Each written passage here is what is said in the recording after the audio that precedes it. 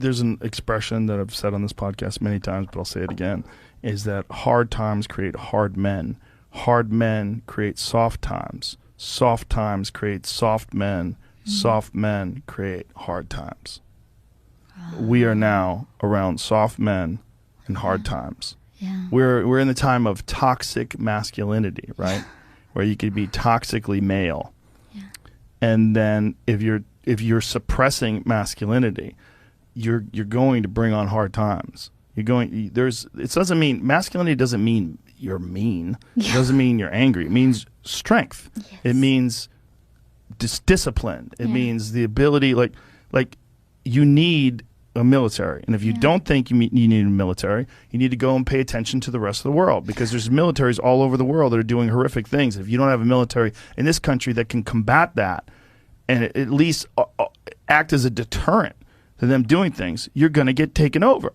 That's what's happened.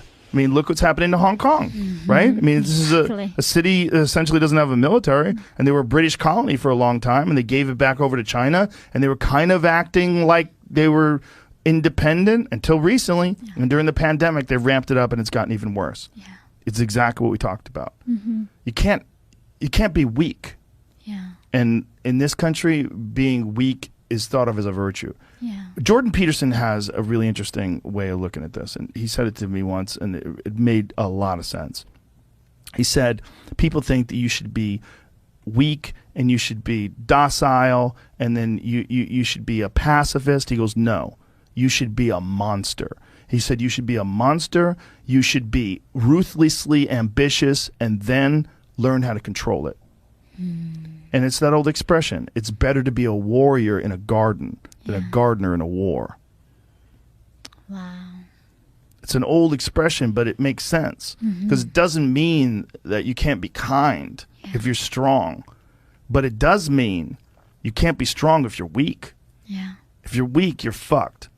And there's a lot of weak people in this country right now that are trying to take control.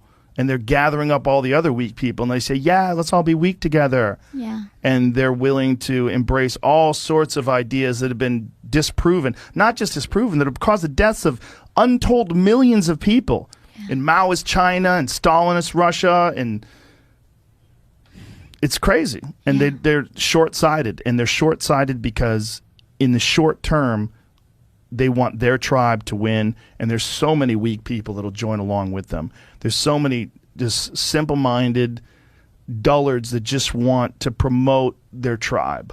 Yeah. I mean, they encourage you to be triggered. Yeah. They encourage you to be weak, right? When you go, then they try not to expose you to any reality.